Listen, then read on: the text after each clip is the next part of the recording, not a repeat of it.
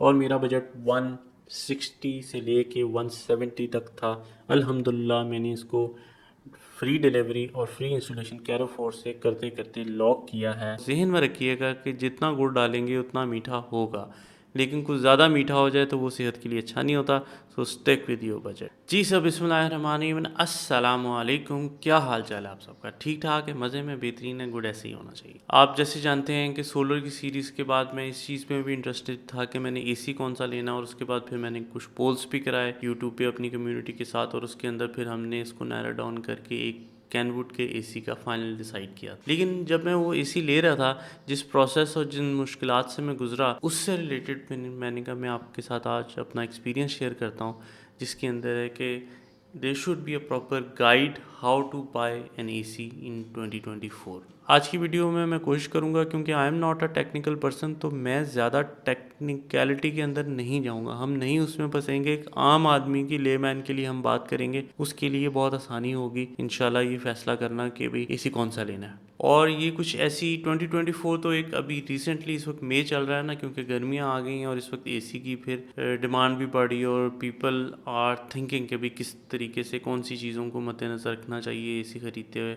और कौन सी गलतियां नहीं करनी चाहिए। तो ये इस वजह से मैं 2024 कह रहा हूँ। अदरवाइज़ जो इन्फॉर्मेशन मैं इस वीडियो के अंदर शेयर करूँगा वो इंशाल्लाह कुछ सालों तक ज़रूर वैलिड रहेगी, और आप इसको वीडियो को you can come back to it, you can watch and take something out of it. मैंने भी बहुत सारी यूट्यूब वीडियोस देख रखी थी, जिसके बाद फिर मैंने डिसाइड किया कि भाई मैंने कौन सा एसी लिया। आज की वीडियो को हम ज़रा थोड़ा सा स्ट्रक्चर्ड अप्रोच के साथ चलेंगे, थोड़ी सी लंबी होगी, लेकिन जो लोग ये गाइड के तौर पर लेंगे तो दे विल इंशाल्लाह get benefit out of this video. So मेरे दोनों एलिमेंट्स उसमें कवर होंगे कि एक तो गाइड कौन कौन सी चीज़ों का ध्यान रखना है, फोकस करना है एसी लेते, और किन गलतियों से इज्तनाब करना है, अवॉइड करना है, वो चीज़ें हम इसको कवर करेंगे। आज की वीडियो को ज़रा थोड़ा सा ऑर्गेनाइज करने के लिए मैंने कुछ नोट्स बना रखे हैं, और इसको आपके सामने इस वक्त एक लिस्ट आई है कि कौन कौन से फैक्टर्स ऐसे हैं जिनका हमें ध्यान रखना पड़ेगा। सबसे पहले हम वो, और इसी पैटर्न पे हम वीडियो को इंशाल्लाह लेके चलेंगे। सबसे पहले जी, आप budget, of course budget is the top priority, कि जिसको हमें सबसे पहले डिसाइड करना पड़ता है कि बजट कौन सा है। फिर आपने एसी 1 टन लेना है, 1.5 टन लेना है, 2 टन लेना है, या फिर आपने वो स्टैंडर्ड के अंदर जाना है। उसके अंदर सबसे जो दो मेन फैक्टर्स हैं आपको कंसिडर करने के लिए, वो एक तो रूम साइज़ जिसमें आपने एसी लगाना है, कि वो रूम कितना है, उस पर भी हम बात करेंगे, और वो इधर फर्स्ट फ्लोर पे है या टॉप फ्लोर पर है, या बिल्कुल बेसमेंट में है, या फिर ग्राउंड फ्लोर पे है। ये सारी चीज़ें, एलिमेंट मैटर करते हैं। उसके बाद आपने देखना होता है कि एनर्जी एफिशिएंट आप कितना, क्योंकि आजकल एनर्जी एफिशिएंट स्पेशली वो लोग जो कि सोलर की तरफ जा चुके हैं या एनर्जी सेविंग की तरफ जाना चाह रहे हैं, या हर बंदा ही वैसे बिल कम पे करना चाहता है, तो उसके लिए एनर्जी एफिशिएंट का एक सेक्शन होगा। फिर है कि जी आपके डिसीजन में एक चीज़ अहम किरदार अदा करती है, जो कि आपके बजट से भी कनेक्टेड है, और सेकेंड पोर्शन पे आपकी एनर्जी एफिशिएंसी से भी कनेक्टेड है, इन्वर्टर्स एंड नॉन इन्वर्टर्स। मुझे हैरानी होगी अगर अभी भी लोग नॉन इन्वर्टर की तरफ आज के दौर में जाते हैं, बट स्टिल वो एग्जिस्ट तो करते हैं। उसके बाद फिर जैसे मैंने अर्ज़ किया है कि एनर्जी एफिशिएंट इस वजह से आप ज़्यादा कंसर्न होते हैं, एक तो बिल आपने देना होता है, दूसरा अगर आपने सोलर लगा रखा है, still you guys are much more concern about, तो सोलर का ताल्लुक उससे ज़रूर होता है। उसके बाद आपके जो डिसीजन मेकिंग में एक अहम जुज़ होता है, वो होता है स्पेसिफिकेशंस। जब हम डिटेल में डिस्कस करेंगे तो फिर आपको समझ में आएगा कि मैंने इसको as a separate unit of this video क्यों रखा है। फिर है जी सेकंड लास्ट में, आप ज़्यादा कंसर्न होते हैं इस चीज़ को कि भाई ब्रांड की तरफ जाना चाहिए, नहीं जाना चाहिए, कोई मैटर करता है ब्रांड, या सिर्फ अपने नाम के पैसे लेता है। इस पर हम बात करेंगे रिलेटेड टू ब्रैकेट्स में आफ्टर सेल्स या वारंटीज़ की। और उसके बाद फिर लास्ट में हम ये कंसिडर करेंगे, मेरा अपना एक्सपीरियंस शेयर जब मैं करूँगा, वेयर टू बाय।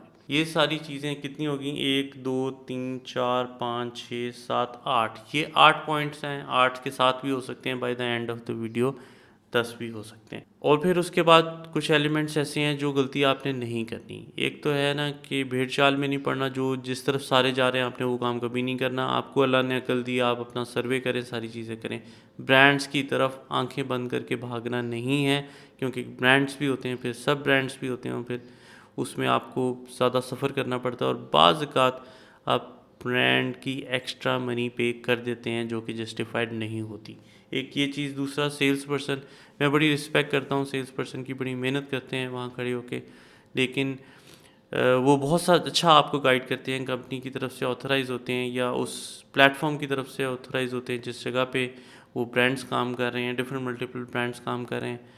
लेकिन फिर भी एट सम पॉइंट वो अपने कमीशन को प्रायोरिटाइज़ कर लेते हैं कि आपको गाइड करने की बजाय, टू सम एक्सटेंट, सबकी बात नहीं कर रहा, आपको मिस गाइड कर देते हैं, क्योंकि उनके पास जो माल पड़ा हुआ है वो बेस्ट होता है। इधर से आपको अंदाज़ा हो जाएगा उनकी बातों से। एक गलती हम ये करते हैं कि थोड़े से पैसे बचाने के चक्कर के अंदर हम रूम साइज़, जो मैंने ऊपर भी अर्ज किया है कि रूम साइज़ को इग्नोर करके हम 1 टन का डीसी इन्वर्टर भी लगा लेते हैं। अब होता क्या है कि डीसी इन्वर्टर उस बड़े कमरे को, छोटा डीसी इन्वर्टर ठंडा रखने के लिए कंप्रेसर कंटिन्यूसली ऑन रखता है और फुल एम्पेयर्स पे चलाता रहता है, क्योंकि जब तक वो कमरा ठंडा नहीं होगा तो इसके एम्पेयर्स नीचे नहीं आएंगे और तो डीसी का मकसद फौत हो जाता है। और अल्टीमेटली आपने शुरू में तो बाइंग स्टेज पे तो पैसे बचा लिए, लेकिन सर होता ये है कि आपको अल्टीमेटली बिजली का बिल भी ज़्यादा आता है और उसके बाद कंप्रेसर की लाइफ भी डेफिनेटली एक चीज़ ज़्यादा इस्तेमाल हो रही है, कम ही होगी उसकी लाइफ। सो ये चीज़ें हम मद्देनज़र रखते हैं। अब हम अपनी वीडियो को ऑफिशियली स्टार्ट करते हैं। सबसे पहले हम बजट की बात करते हैं। बजट में आपको गाइडेंस बड़ी क्लियर है। मैं तो इस तरीके से लेके चलता हूँ कि बजट को मुझे लॉक करना ही पड़ता है किसी ना किसी भी चीज़ को लेके। इवन आप मंथली ग्रॉसरीज भी करते हैं तो आप कहते हैं कि यार मेरा अगर 20,000 का लॉक है बजट, तो चलो ठीक है, 19,000 हो गया या 22,000 हो गया, दैट मेक सेंस। लेकिन जब आप उसको लॉक नहीं करेंगे तो you will and up in spending 30,000, 40,000, even 50,000 भी आप कर देंगे कि किसी की बात में आ गए या कुछ है जी, कोई भी चीज़ आप खरीद रहे हैं। तो सबसे पहले आप अपने बजट को लॉक करें, अपना बजट बनाएं। अगर तो आपके पास वो पैसे हैं, अच्छी बात है, वरना फिर आप उसको पैसे कुछ टेन्योर में 6 महीने में, 7 महीने में, इवन साल में सेव करें। मैंने अपने स्टूडियो का ये जो डॉलन्स का एसी लिया था, ये पूरे मैंने 8 महीने पैसे जोड़ के लिया था। सो आई हैड अ बजट, क्योंकि बजट जब आपके पास होता है आप बड़ा कंफर्टेबल होते हैं इस चीज़ पे कि यार चलो ठीक है जी, बजट के अंदर रह के हम काम कर लेंगे, देख लेंगे। लेकिन जब आप शॉप पे जाते हैं और प्रोडक्ट्स में 1,000, 2,000, 3,000, 10,000, 5,000, 30,000 तक का भी आपको डिफरेंस महसूस होता है, तो आप you get confuse on that thing. अगर आपने अपना बजट फिक्स रखा होगा तो आप यकीन करें, मेरी बात मानें कि आपको डिसीजन मेकिंग में बहुत आसानी होगी। बजट इसलिए भी इम्पॉर्टेंट है क्योंकि इतने ज़्यादा महंगे हो गए हैं 2024 तक पहुंचते पहुंचते। मैंने 5 साल पहले डॉलन्स का डीसी इन्वर्टर लिया था, ये जो आपको मैं दिखाता भी हूँ इसके क्लिप्स। ये डीसी इन्वर्टर मैंने अपने स्टूडियो के लिए 70,000 रुपये का लिया, जो कि मुझे अच्छा खासा महंगा लग रहा था उस टाइम पे। लेकिन 5 साल के बाद आज आप देखें कि यही एसी अगर इसका कोई नेक्स्ट वर्जन थोड़ा सा भी अपग्रेडेड आया या सेम क्वालिटी का है तो 1,50,000, 60, 70 के कैटेगरी के अंदर फॉल कर रहा है। इस वजह से बहुत ज़रूरी है अपने आप को बजट में लॉक करना। लेकिन इसमें एक चीज़ मैं ज़रूर जहन में रखूँगा आपको कि बजाय कि आप स्पॉट पे फैसला करें, आप पहले सर्वे कर लें और जहन में रखिएगा कि जितना गुड़ डालेंगे उतना मीठा होगा। लेकिन कुछ ज़्यादा मीठा हो जाए तो वो सेहत के लिए अच्छा नहीं होता। So stick with your budget, ये पॉइंट बड़ा इंपॉर्टेंट है। सो जो एसी मैंने कैनवुड का लिया उसका बजट मैंने रखा हुआ था, पैसे भी मेरे पास मैंने सेव कर रखे थे 1,60,000 से लेके 1,70,000 के अंदर। क्योंकि अगर मुझे कोई चीज़ 75 की मिल रही है, 1,80 की मिल रही है, उसमें फ़ीचर्स डिफरेंट हैं, तो मुझे आसानी होगी देखने के लिए कि मैंने वापस 185 से या 75 से नीचे 70 पे आने के लिए किन किन चीज़ों को मैं कॉम्प्रोमाइज़ कर सकता हूँ। सो मुझे उसका फ़ायदा ये हुआ कैनवुड के एसी का कि मैंने उसको within the budget of 160 to 170 रखा है, क्वाइट इंटरेस्टिंगली। दूसरी सर अगर हम बात करते हैं तो रूम साइज़, ये एक अहम किरदार अदा करता है आपके डिसीजन में।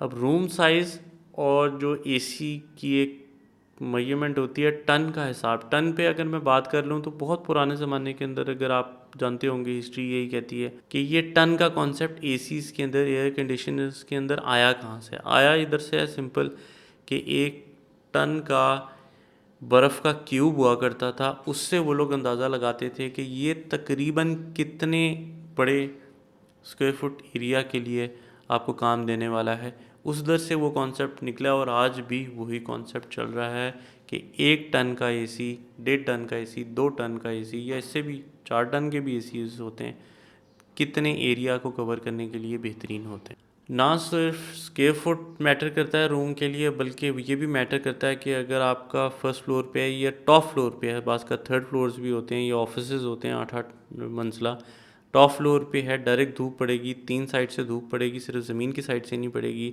वो मैटर करता है। या फिर आप ग्राउंड फ्लोर पे हैं या बेसमेंट में हैं, वो ऑलरेडी जगहें ठंडी होती हैं, क्योंकि ग्राउंड फ्लोर वाला भी बहुत ठंडा होता है, उसकी तकरीबन एक साइड से ही जहाँ खिड़की होती है यूजुअली धूप पड़ती है, या मैक्सिमम 2 पड़ती है। छत और ज़मीन बिल्कुल ओके होती है।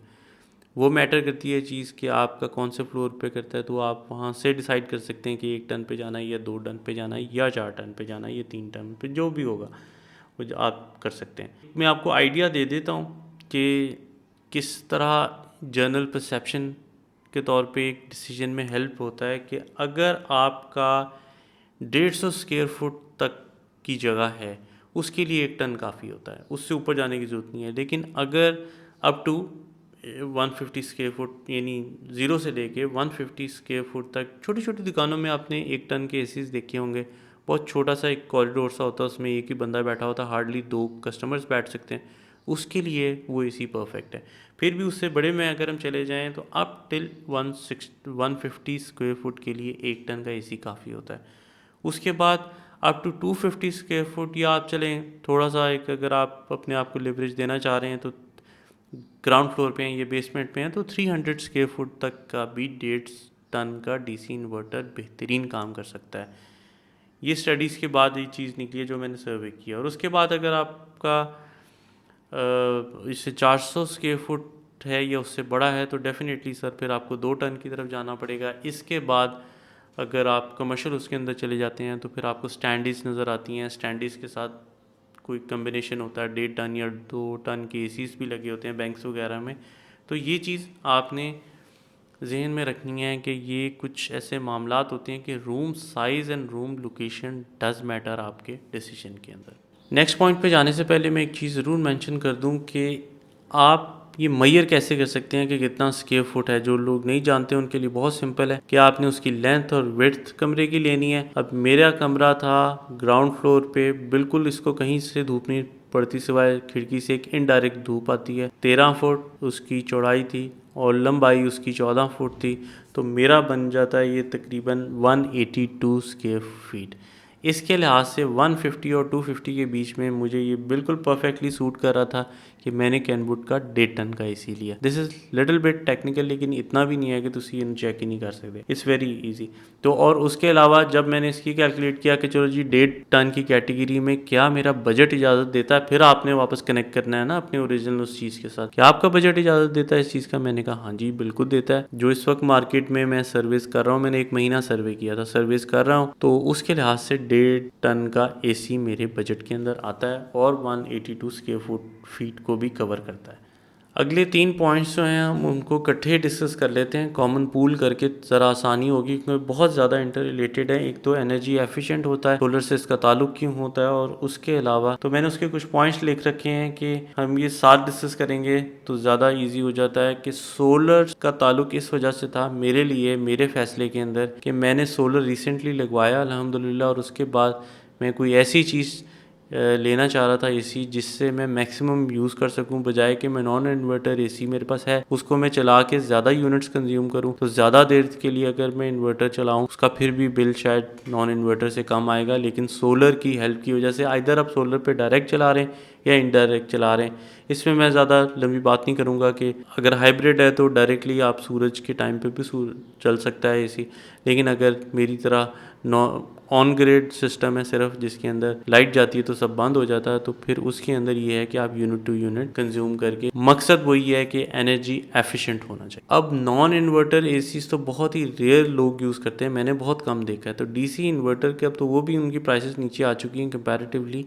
तो डीसी इन्वर्टर्स की तरफ सर आपको जाना चाहिए एनर्जी अगर आप एफिशिएंट चाहते हैं। डीसी की हम बात करते हैं तो इसमें 3 कैटेगरीज होती हैं। एक सिंपल डीसी होता है, एक 3 डीसी इन्वर्टर होता है, एक 4 डीसी 5 डीसी, जिसको फुल डीसी इन्वर्टर भी कहते हैं। इसमें फ़र्क क्या होता है? डीसी इन्वर्टर जो होता है उसमें जो कंप्रेसर, जो मेन जो शहजादा है जिसने बिजली खींचनी है, वो आपका डायरेक्ट करंट पे होता है। यहाँ से आपकी एनर्जी सेव होती है। मेन जो आपको मज़ा आता है ना कि यार इसकी जो कंप्रेसर की मोटर है ना, it should be on the DC. दूसरी कैटेगरी में चले हम जाते हैं तो 3 डीसी रेटेड इन्वर्टर्स होते हैं, एसीज होते हैं जिसके अंदर कंप्रेसर भी आपका डीसी पे होता है, आपका आउटडोर मोटर भी डीसी पे होती है, वो जो पंखा वगैरह होता है, इंडोर मोटर भी, सारा कुछ इसके अंदर, मतलब काफ़ी मेन चीज़ें आपकी इसके अंदर डायरेक्ट करंट पे चल रही होती हैं। दैट इज़ एनर्जी एफिशिएंट, जो कि डेफिनेटली डीसी से एक बेहतर एनर्जी एफिशिएंट प्रोडक्ट है। फिर होता है 4 DC and 5 DC rated full DC inverters कहा जाता है। इसके अंदर कंप्रेसर भी होता है, outdoor motor, electronic expansion valve, indoor valve, when Motors and indoor सारी मोटर्स फुल जो प्रोडक्ट है that is based on DC, और वो फिर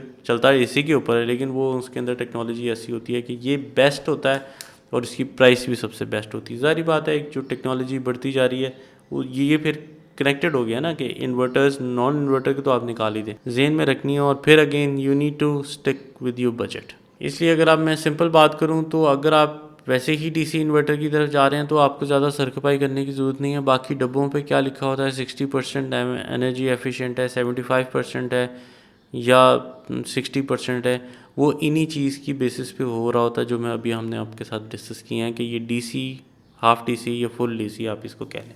फिर हम आते हैं स्पेसिफिकेशंस की तरफ। जब आपने ये सारी चीज़ें अभी तक डिसाइड कर ली हैं, दोबारा हम डिस्कस कर लेते हैं। अभी तक आपने जो चीज़ डिसाइड की है दैट इज़ कि आपका बजट कितना होना चाहिए, आपका रूम साइज़ और रूम लोकेशन क्या होनी चाहिए, उसकी बेस पे डिफ़ाइन करता है। फिर आपने इन्वर्टर लेना है, नॉन इन्वर्टर लेना है, इन्वर्टर में भी लेना है तो डीसी लेना है, हाफ डीसी लेना है, ये फुल डीसी लेना है, और आपका सोलर का इससे क्या कुछ ताल्लुक़ है। और उसके बाद फिर आप फर्दर जब ये चीज़ें डिज़ाइन करके नैरो डाउन कर लेते हैं then you will come straight to the specifications.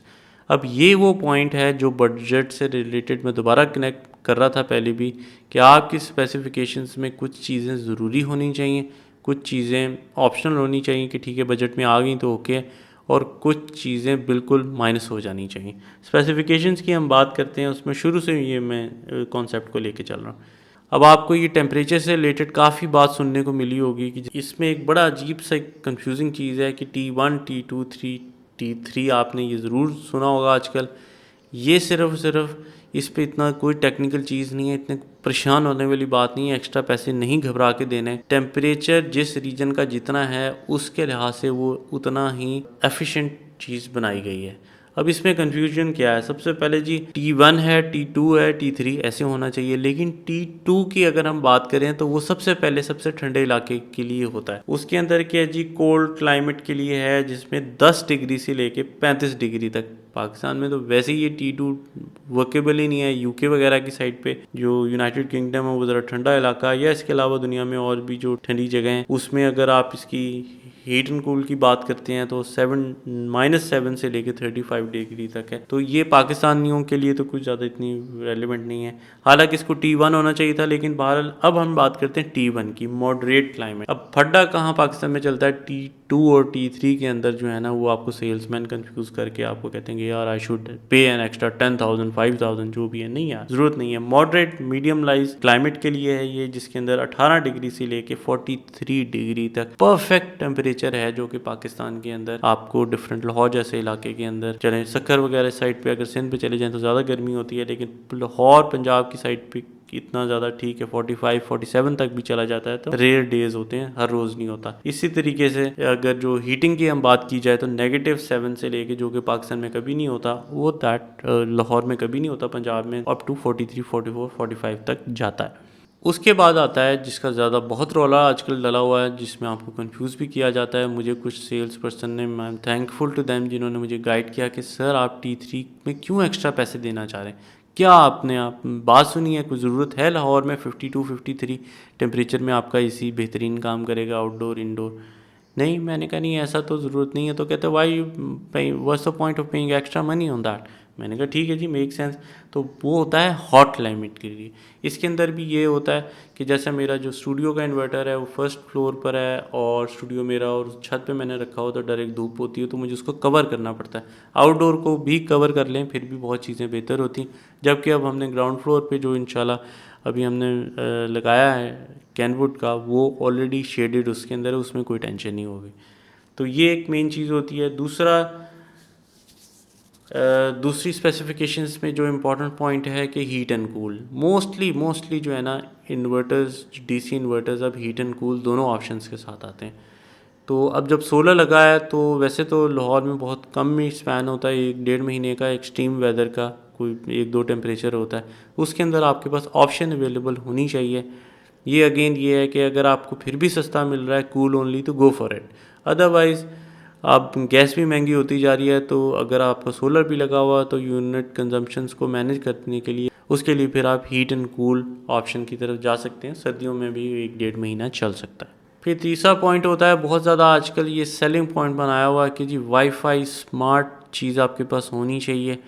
मेरा बजट लिमिटेड था, मैं भी वैसे भी इंटरेस्टेड नहीं था कि सिर्फ मैंने बटन ही दबाना है, या मुझे क्या, हम घर में रहते हुए 24 घंटे एसी नहीं चलाते, तो ऐसा क्या है कि मैंने दफ्तर से निकलना है या कहीं से निकलना है, मैंने उसको एसी ऑन कर देना है जनाब, घर पहुंचने तक कमरा ठंडा हो। नहीं, ऐसा कोई सीन नहीं है।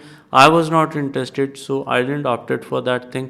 अगर 160-70 के अंदर ये ऑप्शन आ जाती, जो कि कई एसीज़ के अंदर आ भी रही थी, सो मैं उस तरफ चला जाता।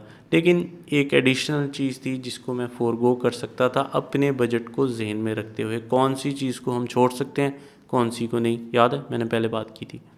उसके अलावा फिर एक ऑप्शन आजकल आ रही है जो कि मेरे डॉलेंस में नहीं थी, इस वजह से मैं ज़्यादा कंसर्न था, इस मेरे बजट में भी आ गई कि सेल्फ़ क्लीनिंग का एक प्रोसेस होता है कि वो आपको कोई 1-2 महीने के बाद थोड़ा सा सेल्फ़ क्लीनिंग प्रोसेस कर लेना चाहिए। प्रॉपर उसकी जालियाँ, कोल्ड वेंट्स वगैरह को वो ऑटोमेटिकली साफ़ करता है। पता नहीं कैसे, जब वो मैं करूँगा तो फिर मैं आप लोगों को बताऊँगा, लेकिन मेरे कैनवुड के एसी के अंदर ये ऑप्शन अवेलेबल है।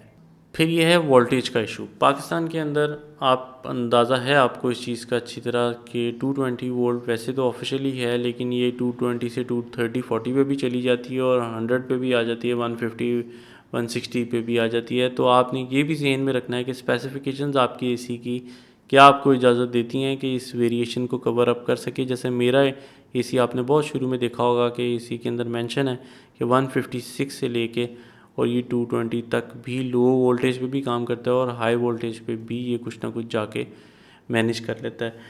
ये भी एक इम्पॉर्टेंट पॉइंट है। गैस का भी आपको काफ़ी सुनना पड़ता होगा कि गैस इसकी R32 होती है, अब सब में ही R32 आ रही है। ये वैसे ही एक नेचर फ्रेंडली और एनर्जी एफिशिएंट गैस है।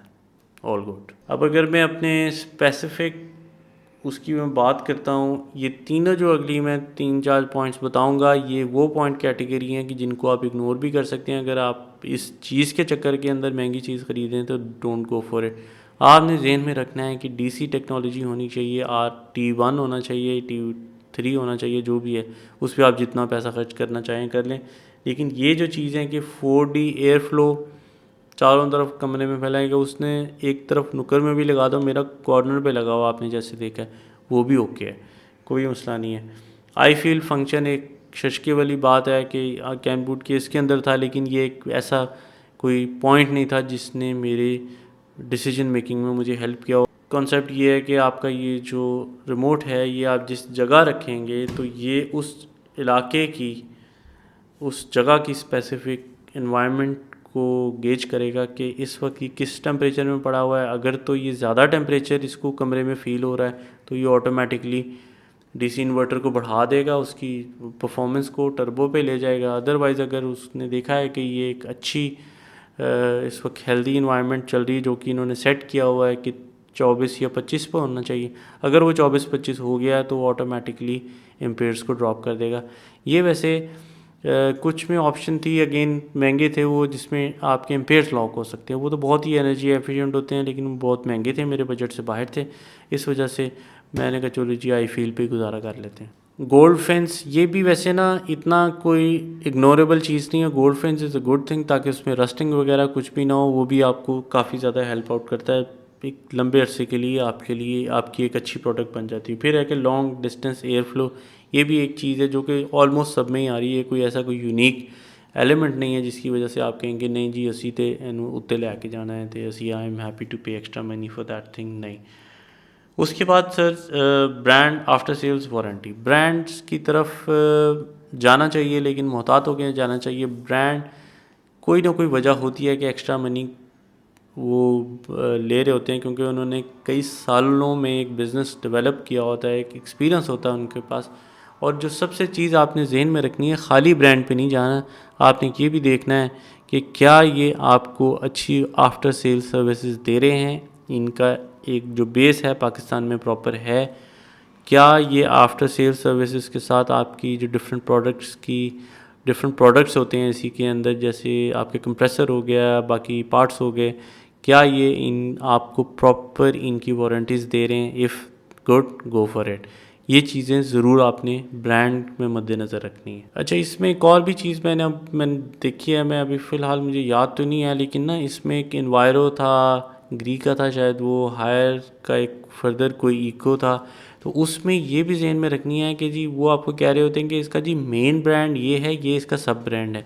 वो कंफ्यूज मैं तो बड़ा ज़्यादा होता हूँ कि अगर आपको ब्रांड से निकलना है, TCL जैसे एक अच्छा ब्रांड है, अब उसने अपनी जगह बनाई है टीवीज़ के बाद, अब वो एसीज़ में भी आ गया, सारी चीज़ों में आ गया। तो आई वॉज़ नॉट कम्फर्टेबल, लेकिन इफ़ यू आर कम्फर्टेबल और वो आपको सारी वारंटीज़ दे रहे हैं, आफ्टर सेल सर्विसेज दे रहे हैं, तो गो फॉर इट, उसमें टेंशन वाली कोई बात नहीं है। सो ब्रांड और सेल्स में इतनी ज़्यादा आपको इतना कोई अहम नहीं कर सकते।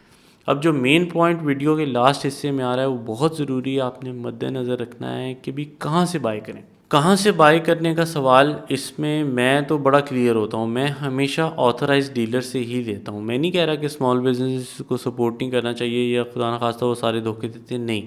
मेरा पॉइंट ये है कि ऑथर पीस ऑफ माइंड, जब आप इतने लाखों रुपए लगा रहे हैं तो पीस ऑफ माइंड आपके जहन पे होना चाहिए, किसी ऑथराइज डीलर से लें। इवन आप दराज से भी ख़रीदते हैं तो उसके अंदर एक ऑप्शन होता है, जैसे फ्री डिलीवरी या लो प्राइस, उसमें एक ऑप्शन होता है ऑथराइज डीलर। ऑथराइज ऑथेंटिसिटी जो है ना, जब वो ब्लू रंग का, जब आप उसको क्लिक करते हैं तो आपको समझ में आती है कि ये ऑथराइज डीलर है, जो कि दराज ने प्रॉपर उसको ऑथराइज़ करा दिया है। उनका कोई सर्वे प्रोसेस होता होगा, आप उधर से भी ले सकते हैं, आप ऑथराइज डीलर ओपन मार्केट से भी ले सकते हैं। लेकिन मेरी अगर बात की जाए तो मैं एक ऐसे प्लेटफॉर्म से हमेशा इस तरह की महंगी चीज़ लेता हूँ, जैसे कि जिस पे डिफरेंट मल्टीपल ब्रांड्स काम कर रहे होते हैं, डिफरेंट चीज़ें होती हैं, लेकिन फिर भी मेरी एक तसल्ली होती है कि ये ब्रांड्स एक कंपटीशन में आते हैं, इनके पास जो एक स्पेशल स्क्रूटनी से गुजरते हैं, इनका सर्वे होता है, इनके टेस्ट होते हैं, इनकी आफ्टर सेल सर्विसेज पे डिपेंडेंट होता है, क्योंकि वो प्लेटफॉर्म का अपना बहुत बड़ा नाम होता है, तो वो उस पर रिस्क नहीं ले सकते। एग्जांपल है अल्फ़तेह से मैं इलेक्ट्रॉनिक्स की चीज़ें ख़ास करके मैं लेने में मुझे कोई टेंशन नहीं होती, क्योंकि जितने भी ब्रांड्स वहाँ पड़े हैं वो एक प्रॉपर टेस्ट क्लियर करके ही वहाँ, क्योंकि अगर वो प्रोडक्ट गलत बेचेंगे, गलत चीज़ बेचेंगे, तो फिर अल्फ़तेह का नाम ख़राब होगा। इस तरह अल्फ़तेह हो गया, कैरेफोर हो गया, मेट्रो कैश एंड कैरी, ये बड़ी प्लेटफॉर्म्स प्रोवाइड किए हुए हैं इन्होंने, और आप बड़े इजी होते हैं। अब जैसे मैंने कैनवुड किया, कैनवुड हायर की तरह कैनवुड फ्री डिलीवरी और फ्री इंस्टॉलेशन नहीं दे रहा, वो कैरेफोर ने दिया। इसका मतलब ये है कि कैरेफोर इज़ क्वाइट हैप्पी हाइपरस्टार जिसको कहते हैं, वो काफ़ी ज़्यादा कंटेंट है, सेटिस्फाइड है कैनवुड की वजह से, तभी कैनवुड को उसने जगह दे रखी है। और even on top of that thing, तभी मुझे ये एसी जितने का पड़ा, 4-1 हज़ार मुझे शायद मार्केट से सस्ता मिल जाता, 4-5 हज़ार रुपये, लेकिन फिर भी मैंने ओपन मार्केट से नहीं लिया। और उसका मुझे फ़ायदा क्या हो गया, वो उसके ऊपर डिलीवरी डाल रहे थे और उसके ऊपर इंस्टॉलेशन चार्जेस डाल रहे थे। हायर तो फुल आपको डिलीवरी भी फ्री थ्रू कंपनी आती है और इंस्टॉलेशन भी वहीं की टीम आके करती है, वो वैसे बेस्ट ऑप्शन होती है आफ्टर सेल सर्विसेज के लिहाज से। तो आप यहाँ से भी ले सकते हैं, और आपको लेना ही ऐसी जगह पे चाहिए जहाँ पे ऑथराइज्ड डीलर्स हों, और यहाँ पे बल्कि ख़ास करके मेट्रो पे, और आपका जो कैरेफोर वगैरह होता है, इवन अल्फ़तेह पे भी डिफरेंट सेल्स लग रही होती हैं। अगर सेल्स में आपका दाव लग जाता है तो फिर बहुत ही अच्छी बात होती है। मुझे लगता है कि अल्फ़तेह भी एट सम पॉइंट आपको नहीं दे रहा था जो फ्री डिलीवरी और फ्री इंस्टॉलेशन, जो कि कैरेफोर में मुझे कैनवुड में मिली थी, हायर में मिली थी। हायर के मैंने आपको बताया कि वो कंपनी के थ्रू आता है। सो सर, ये चीज़ें थी सारी, मैंने कहा मैं आपके साथ बैठ के डिस्कस करता हूँ। इस पे लोग बोलेंगे कि बड़ी लंबी वीडियो थी, लेकिन आपको एसी ख़रीदने से पहले किन चीज़ों का ख्याल रखना चाहिए और कौन सी गलतियाँ आपने नहीं करनी, मैंने इसको सारा कवर किया आज। आई होप कि आपको इसमें कहीं ना कहीं ज़रूर फ़ायदा हुआ होगा। अब काफ़ी लंबी वीडियो हो चुकी है, तो आप मुझे बताइएगा कि क्या आप ये इंटरेस्टेड हैं इस चीज़ के अंदर कि जो मैंने जो कैनवुड अपना एसी ख़रीदा है। हाँ, मैंने एसी कौन सा ख़रीदा यार, फिर अब ये मैंने कैनवुड का एसी ख़रीदा है, जो कि मैं चाह रहा था कि इसके ऊपर जो मैंने छोटे छोटे क्लिप्स दिखाए हैं उसकी मैं डिटेल आपको वीडियो बना के दिखा देता हूँ कि इसके अंदर क्या है, कैसे चलता है, कितना ये क्वाइट है, क्या एयर फ्लो इसका कैसा है। अगर आप इंटरेस्टेड हैं, मैंने कैनबूट का 1863S जो है वो 1.5 टन का एसी ख़रीदा है, जिसको स्लीक प्रो के नाम से हीट एंड कूल में आता है, ये कंसिडर करते हैं। और मेरा बजट 160 से ले के 170 तक था। अल्हम्दुलिल्लाह मैंने इसको फ्री डिलीवरी और फ्री इंस्टॉलेशन कैरोफोर्स से करते करते लॉक किया है 169 में। 1000 रुपये मेरा बजट से वहाँ भी बच गया, फिर मैंने पार्टी की उसे।